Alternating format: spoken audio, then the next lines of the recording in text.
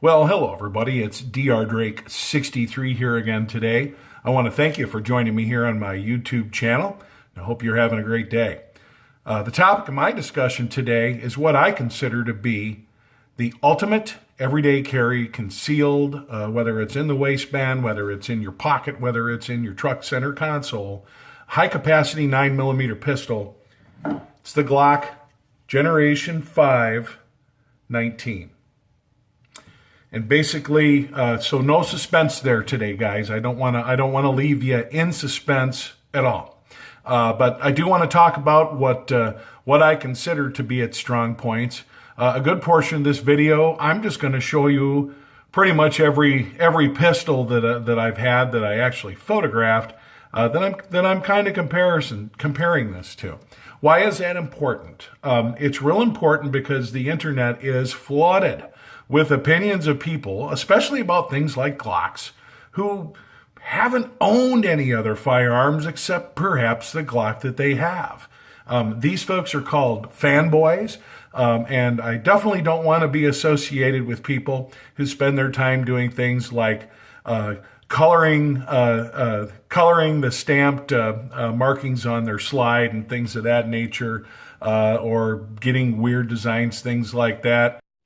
My collection used to include 22, 380, and 40. No longer.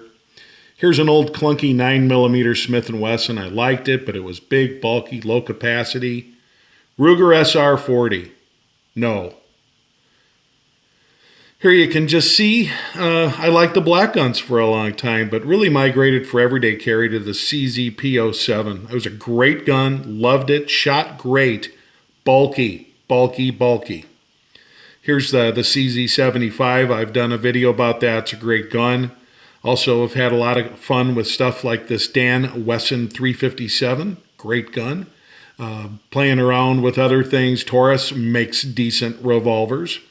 Here's a 44 Magnum Tracker from them. Had some fun with that. Expensive to shoot. 1911 wise, starting out cheap with the Rock Islands. Here's a Taurus semi-auto pistol. I would never buy another Taurus semi-auto pistol when things are allowed to leave the factory looking like that. I like the Ruger SR 1911 series. It was just a little bit too much of a show pony for me, though. 1911s, great guns, but too heavy, too low capacity, in my opinion. Speaking of 1911s, my favorite of all the ones I've owned was this Springfield mil-spec. Getting into the Glocks, my first was a 10mm auto. Continue to play around with things like this LCP from Ruger on the top. No more Rugers for me, but evolved into this, the Glock 19. What you're looking at here is my basic personal day planner that goes with me everywhere I go.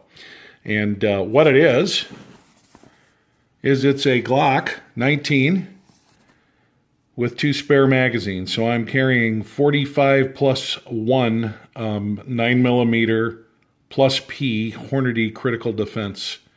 It's good stuff.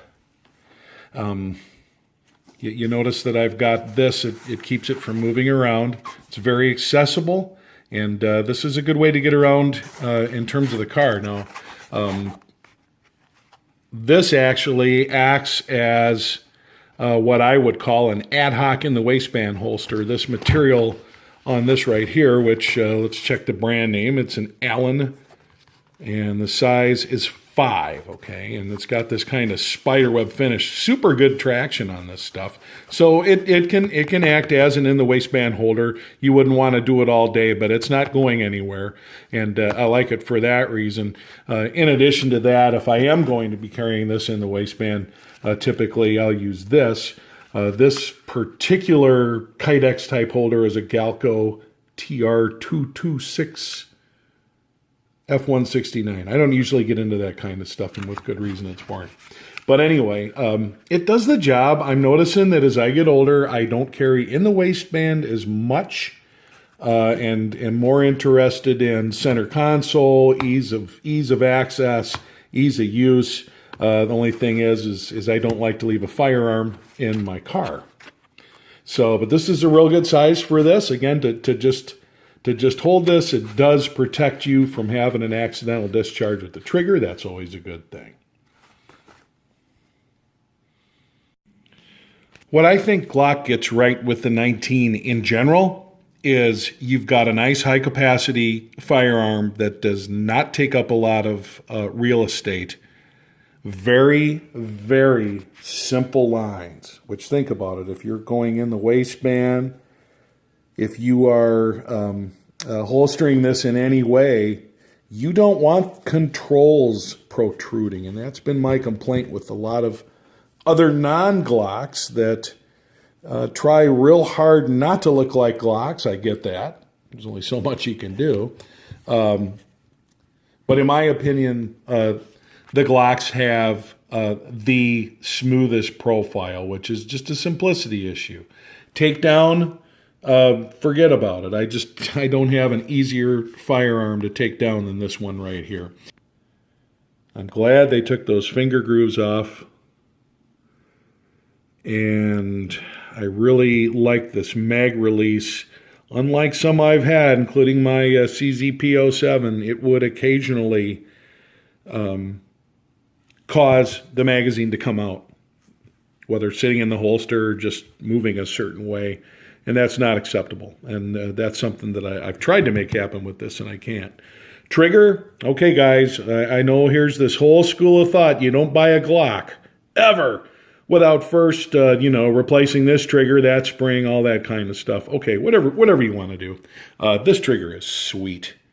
And I appreciate it more every time I shoot it. A couple hundred rounds yesterday, and just really enjoyed the heck of it. It's got a very predictable break, and this is a nice, accurate shooter. When it comes to individual firearm types, you can always count on me to do kind of a deep dive.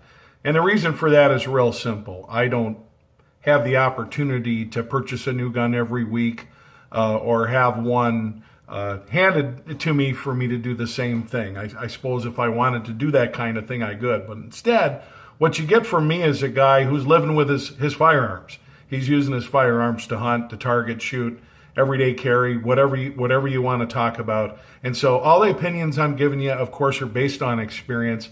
And I can't actually shoot every 9mm pistol that's available out there. So if someone wants to say, hey, man, you really should try out the FN this or the SIG that, I get that. But I'm just talking about my own personal journey. And when it comes to balance, when it comes to feel, when it comes to capacity, when it comes to reliability, when it comes to accuracy, I've never had a better carry type or self-defense type firearm than the Glock 19. Mine happens to be in Generation 5, but like I said, minus finger grooves, 4, 3, whatever, would work fine for me as well.